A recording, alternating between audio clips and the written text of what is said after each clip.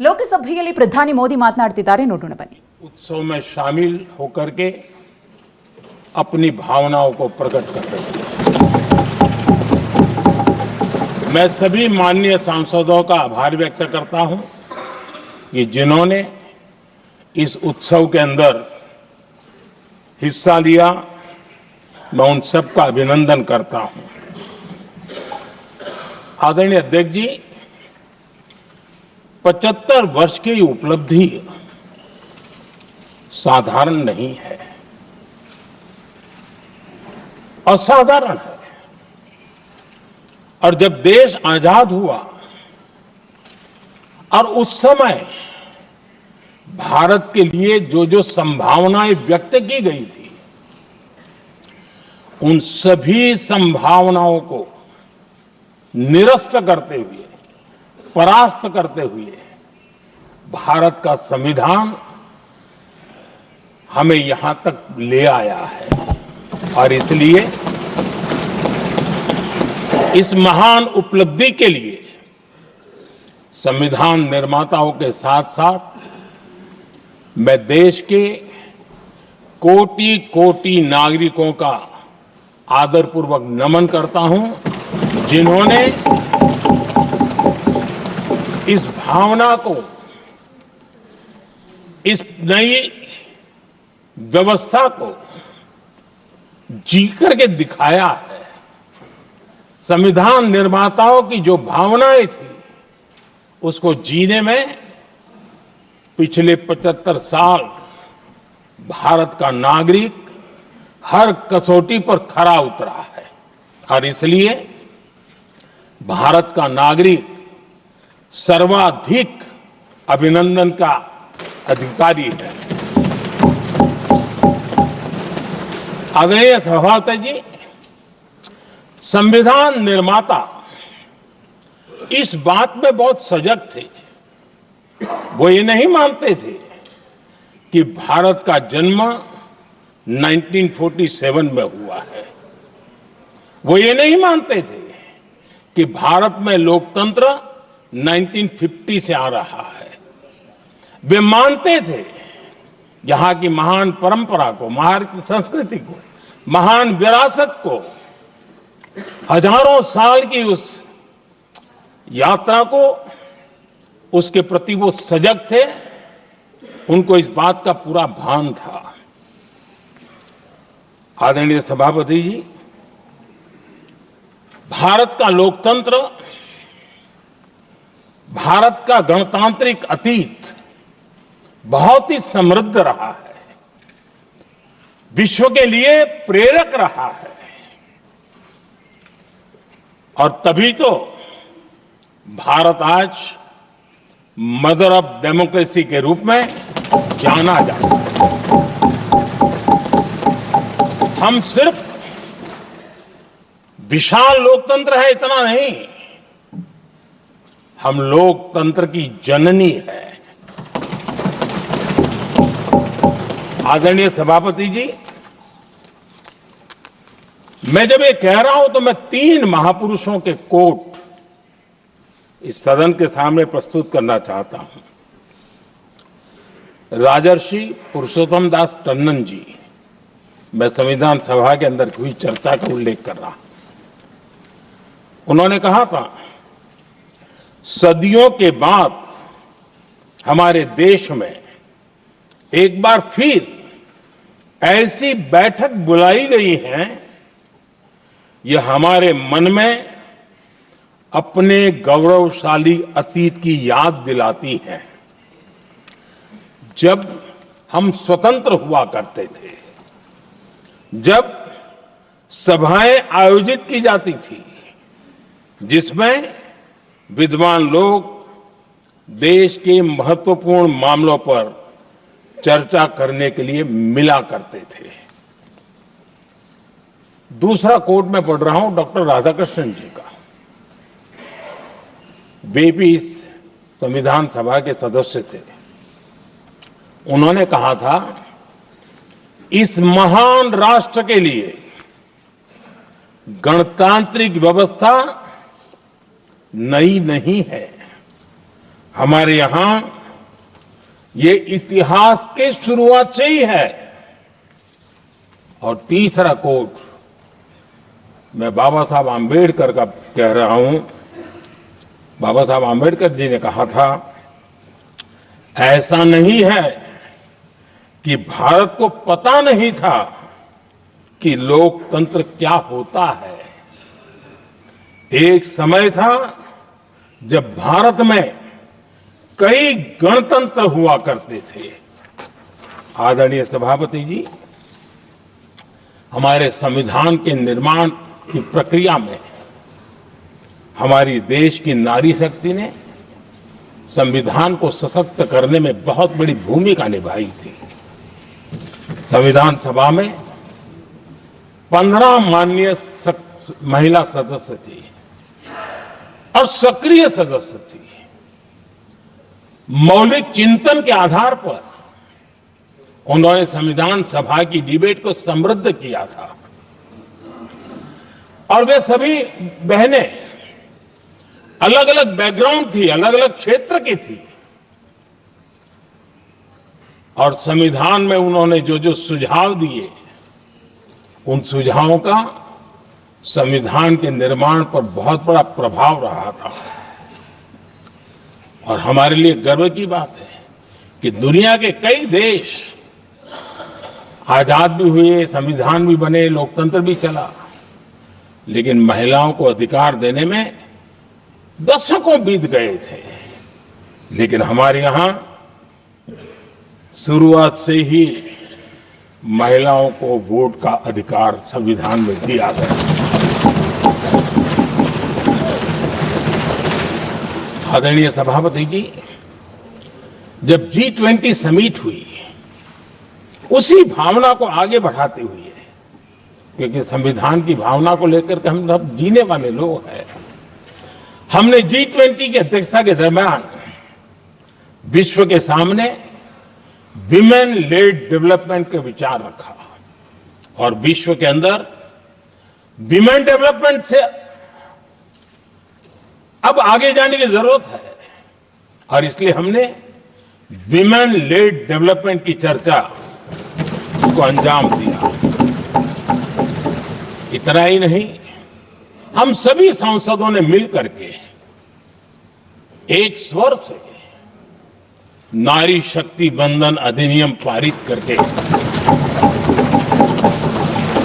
हमारी महिला शक्ति को भारतीय लोकतंत्र में उनकी भागीदारी सुनिश्चित करने के लिए हम लोगों ने कदम उठाए। आदरणीय सभापति जी, आज हम देख रहे हैं हर बड़ी योजना के सेंटर में महिलाएं होती है।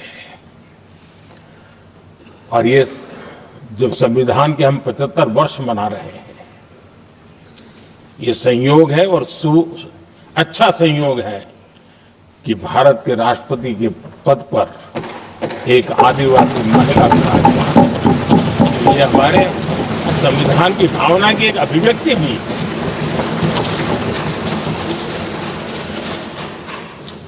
आदरणीय सभापति जी, इस सदन में भी लगातार हमारे महिला सांसदों की संख्या बढ़ रही है, उनका योगदान भी बढ़ रहा है।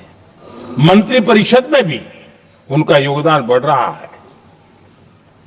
आज सामाजिक क्षेत्र हो, राजनीतिक क्षेत्र हो, शिक्षा का क्षेत्र हो, खेलकूद का क्षेत्र हो, क्रिएटिव वर्ल्ड की दुनिया हो, जीवन के हर क्षेत्र में महिलाओं का योगदान, महिलाओं का प्रतिनिधित्व देश के लिए गौरव दिलाने वाला रहा है। विज्ञान के क्षेत्र में, खास करके स्पेस टेक्नोलॉजी में उनके योगदान की सराहना हर हिंदुस्तानी बड़े गर्व के साथ कर रहा है। और इन सब की सबसे बड़ी प्रेरणा हमारा संविधान है। आदरणीय सभापति जी, हमारा देश बहुत तेज गति से विकास कर रहा है। भारत बहुत ही जल्द विश्व की तीसरी बड़ी आर्थिक शक्ति बनने की दिशा में बहुत मजबूत कदम रख रहा है। और इतना ही नहीं, ये 140 करोड़ देशवासियों का संकल्प है कि जब हम आजादी की शताब्दी मनाएंगे, हम इस देश को विकसित भारत बना करके रहेंगे। ये हर भारतीय का संकल्प है, ये हर भारतीय का सपना है। लेकिन इस संकल्प से सिद्धि के लिए सबसे बड़ी आवश्यकता है, वो है भारत की एकता। हमारा संविधान भी भारत की एकता का आधार है। हमारे संविधान के निर्माण कार्य में इस देश के बड़े बड़े दिग्गज थे, स्वतंत्रता सेनानी थे, साहित्यकार थे, विवेचक थे, सामाजिक कार्यकर्ता थे, शिक्षाविद थे, कई फील्ड के प्रोफेशनल्स थे, मजदूर नेता थे, किसान नेता थे, समाज के हर वर्ग का प्रतिनिधित्व था और सबके सब भारत की एकता के प्रति बहुत ही संवेदनशील थे। जीवन के भिन्न भिन्न क्षेत्र से आए हुए, देश के अलग अलग भूभाग से आए हुए सभी लोग इस बात के प्रति सजग थे और बाबा साहब अंबेडकर जी ने चिताया था। मैं बाबा साहब का कोट पढ़ रहा हूं। बाबा साहब अंबेडकर ने कहा था, समस्या ये है कि देश में जो विविधता से भरा जनमानस है, उसे किस तरह एक मत किया जाए, कैसे देश के लोगों को एक दूसरे के साथ होकर निर्णय लेने के लिए प्रेरित किया जाए, जिससे कि देश में एकता की भावना स्थापित हो। आदरणीय सभापति जी, मुझे बड़े दुख के साथ कहना है कि आजादी के बाद एक तरफ संविधान निर्माताओं के दिल दिमाग में एकता थी, लेकिन आजादी के बाद विकृत मानसिकता के कारण या स्वार्थवश अगर सबसे बड़ा प्रहार हुआ तो देश की एकता के मूल भाव पर प्रहार हुआ। विविधता में एकता, ये भारत की विशेषता रही है। हम विविधता को सेलिब्रेट करते हैं और इस देश की प्रगति भी विविधता को सेलिब्रेट करने में है। लेकिन गुलामी की मानसिकता में पले बड़े लोगों ने, भारत का भला न देख पाने वाले लोगों ने, और जिनके लिए हिंदुस्तान 1947 में ही पैदा हुआ ये जो धारणा बनी थी, उनके लिए वो विविधता में विरोधाभास ढूंढते रहे। इतना ही नहीं, विविधता के इस अमूल्य खजाना है हमारा, उसको सेलिब्रेट करने के बजाय उस विविधता में ऐसे जहरीले बीज बोने के प्रयास करते रहे ताकि देश की एकता को चोट पहुंचे। आदरणीय सभापति जी, हमें विविधता का उत्सव हमारे जीवन का अंग बनाना होगा और वही बाबा साहब आंबेडकर को सच्ची श्रद्धांजलि होगी। आदरणीय सभापति जी, मैं संविधान के प्रकाश में ही मेरी बातों को रखना चाहता हूं और इसलिए अगर आप हमारी नीतियों को देखेंगे, पिछले 10 साल देश की जनता ने हमें जो सेवा करने का मौका दिया है, हमारी निर्णयों की प्रक्रिया को देखेंगे तो भारत की एकता को मजबूती के देने का निरंतर हम प्रयास करते रहे हैं। आर्टिकल 370 देश की एकता में रुकावट बना पड़ा था, दीवार बना पड़ा था। देश की एकता हमारी प्राथमिकता थी, जो कि हमारी संविधान की भावना थी, और इसलिए धारा 370 को हमने जमीन पर काट दिया, क्योंकि देश की एकता हमारी प्राथमिकता है। आदरणीय सभापति जी, इस इतने बड़े विशाल देश में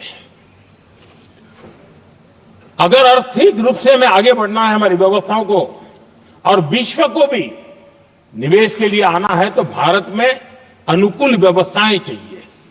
और उसी में से हमारे देश में एक लंबे अरसे तक जीएसटी को लेकर के चर्चा चलती रही। मैं समझता हूं इकोनॉमिक यूनिटी के लिए जीएसटी ने बहुत बड़ी भूमिका अदा की है। उस समय पहले की सरकार का भी कुछ योगदान है। वर्तमान समय में हमको इसको आगे बढ़ाने का अवसर मिला और हमने इसको किया, और वो भी वन नेशन वन टैक्स उस भूमिका को आगे बढ़ा रहा है।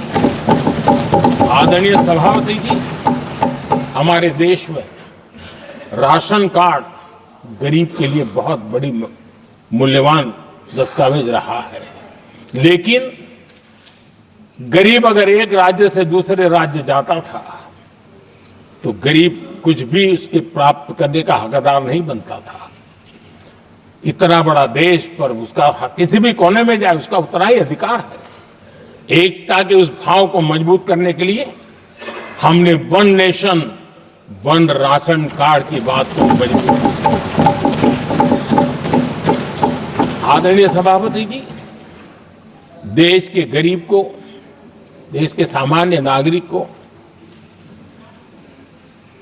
अगर मुफ्त में इलाज मिले तो गरीबी से लड़ने की उसकी ताकत अनेक गुना बढ़ जाती है।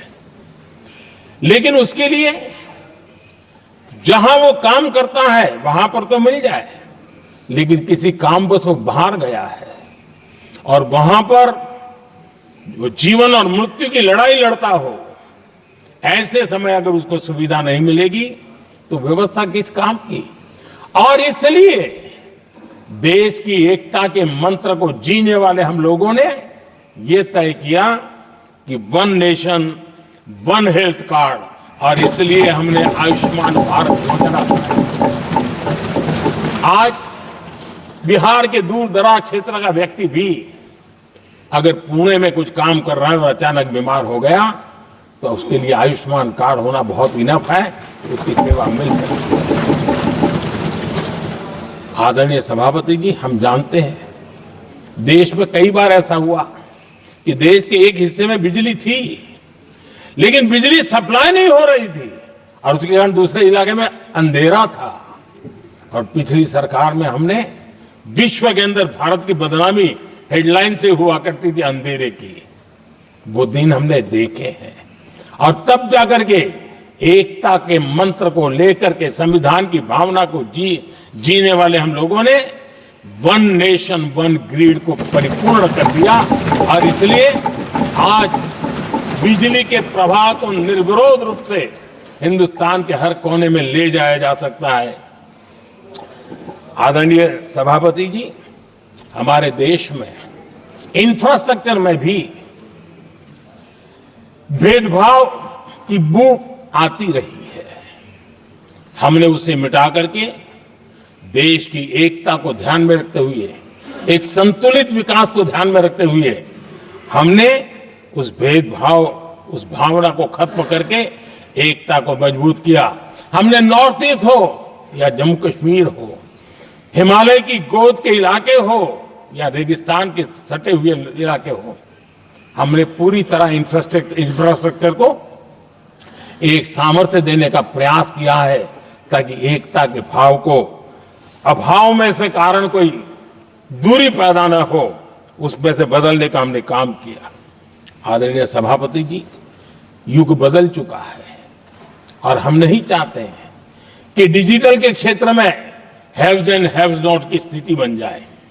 देश के लिए समान रूप से, और इसलिए दुनिया के अंदर बड़े गर्व के साथ हम कहते हैं कि भारत का जो डिजिटल इंडिया की जो सक्सेस स्टोरी है, उसका एक कारण है हमने टेक्नोलॉजी को डेमोक्रेटाइज करने का प्रयास किया है। और उसी का भाग है ये हमारे संविधान निर्माताओं ने हमें दिशा दिखाई है कि हमने ऑप्टिकल फाइबर हिंदुस्तान की हर पंचायतों तक ले जाने का प्रयास किया है, ताकि भारत की एकता को मजबूती देने में हमें ताकत मिले।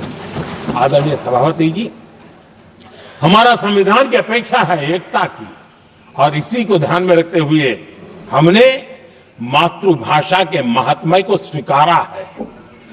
मातृभाषा को दबा करके हम देश के जनमानस को संस्कारित नहीं कर सकते, और इसलिए हमने न्यू एजुकेशन पॉलिसी में भी मातृभाषा को बहुत बल दिया है।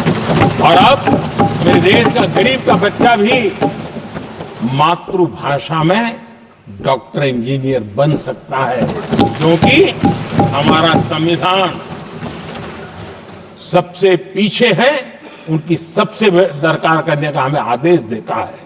इतना ही नहीं, हमने क्लासिकल लैंग्वेज की दिशा में भी कई लैंग्वेजेस जो जिनका हक बनता था, उनको हमने उस स्थान पर रख करके हमने उनका सम्मान किया था। देश भर में एक भारत श्रेष्ठ भारत का अभियान देश के एकता को मजबूत और नई पीढ़ी को वो संस्कारित करने का काम हमारी तरफ से चल रहा है। आदरणीय सभापति जी, काशी तमिल संगमम और तेलुगु काशी संगमम ये आज एक बहुत बड़ा इंस्टीट्यूशनलाइज हुआ है, और समाज के निकटता को मजबूती देने का एक सांस्कृतिक प्रयास भी हमारा चलता रहा है, क्योंकि उसका कारण यही है कि संविधान की मूल धारा में भारत की एकता का महात्म्य स्वीकार किया गया है, और उसको हमें बल देना चाहिए। आदरणीय सभापति जी, संविधान के आज 75 वर्ष हो रहे हैं, लेकिन हमारे यहां तो 25 वर्ष का भी महत्व होता है, 50 वर्ष का भी महत्व होता है, 60 साल का भी महत्व होता है। जरा हम इतिहास की तरफ नजर करें कि संविधान यात्रा के इन महत्वपूर्ण पड़ाव का क्या हुआ था। जब देश संविधान के 25 वर्ष पूरे कर रहा था, उसी समय हमारे देश में संविधान को नोच लिया गया, इमरजेंसी आपातकाल लाया गया,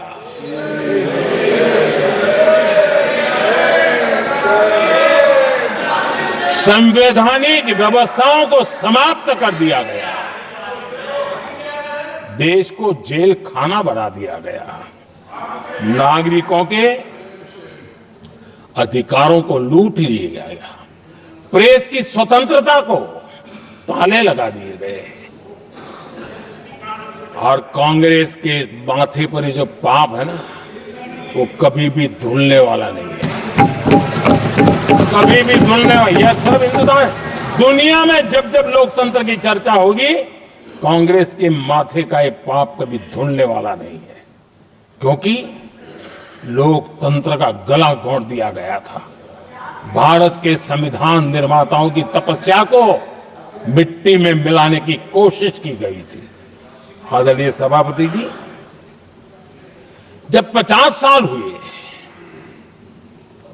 तब क्या भुला दिया गया था? जी नहीं, अटल बिहारी वाजपेयी जी की सरकार थी, और 26 नवंबर को 2000 देश भर में संविधान का 50वां वर्ष मनाया गया था। अटल बिहारी वाजपेयी जी ने प्रधानमंत्री के नाते राष्ट्र को एक विशेष संदेश दिया था।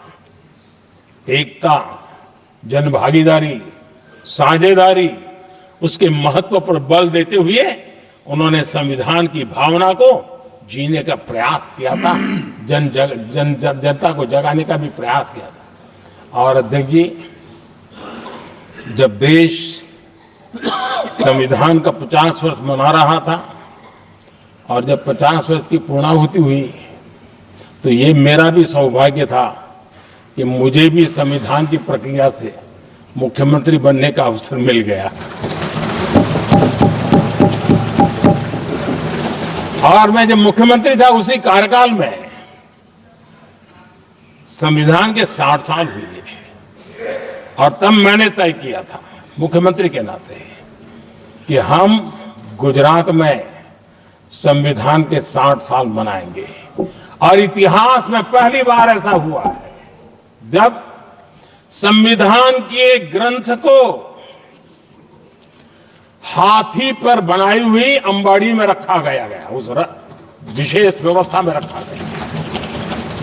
हाथी पर संविधान की यात्रा निकल, संविधान गौरव यात्रा निकाली गई और राज्य का मुख्यमंत्री उस संविधान के नीचे हाथी के बगल में पैदल चल रहा था और देश को संविधान का महात्मा समझाने का सांकेतिक प्रयास कर रहा था। ये सौभाग्य भी मुझे प्राप्त हुआ था क्योंकि हमारे लिए संविधान का महत्व क्या है। और आज 75 साल हुए हमें अवसर मिला और मुझे याद है जब मैंने लोकसभा के पुराने सदन के अंदर जब 26 नवंबर को संविधान दिवस मनाने की बात कही थी तब एक वरिष्ठ नेता ने सामने से आवाज उठाई थी कि 26 जनवरी तो है, 26 नवंबर की क्या जरूरत है। क्या भावना घर कर गई थी।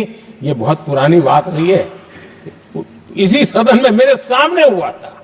लेकिन आदरणीय सभापति जी, मेरे लिए खुशी की बात है कि इस विशेष सत्र में अच्छा होता, संविधान की शक्ति, संविधान की विविधताओं पर चर्चा होती, नई पीढ़ी को काम आता। लेकिन हर एक की अपनी अपनी मजबूरियां होती है, हर कोई अपना दुख किसी न किसी रूप में प्रकट करता रहता है। कईयों ने अपनी विफलताओं का दुख प्रकट किया है। अच्छा होता दलगत भावनाओं से उठ करके देश हित में संविधान की चर्चा हुई होती तो एक समृद्धि मिलती अनेक देश की नई पीढ़ी को। आदरणीय सभापति जी, मैं तो संविधान के प्रति विशेष आदर का भाव व्यक्त करना चाहता हूं कि संविधान की भावना थी कि मेरे जैसे अनेक लोग जो यहां पहुंच नहीं पाते, ये संविधान था जिसके कारण हम पहुंच पाए। क्योंकि हमारा कोई बैकग्राउंड नहीं था, हम यहां तक कैसे आते। ये संविधान का सामर्थ्य था, जनता जनार्दन के आशीर्वाद थे।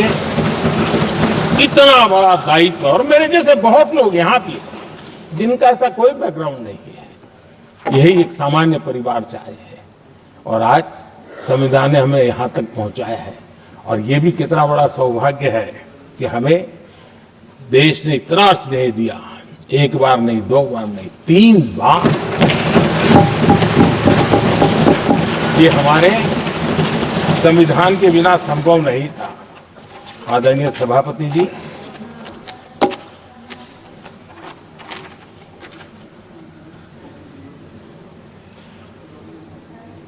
उतार चढ़ाव तो आए, कठिनाइयां भी आई, रुकावटें भी आई, लेकिन मैं फिर एक बार देश की जनता को नमन करता हूं कि देश की जनता पूरी ताकत के साथ संविधान के साथ खड़ी रही।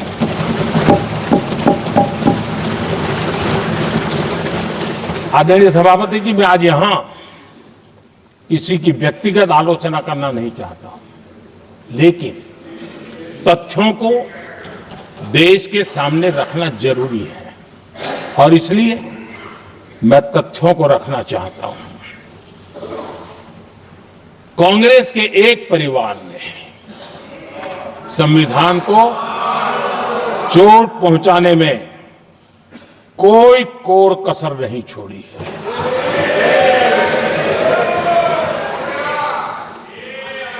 और मैं इसलिए एक परिवार का उल्लेख करता हूं कि 75 साल की हमारी यात्रा में 55 साल एक ही परिवार ने राज किया है।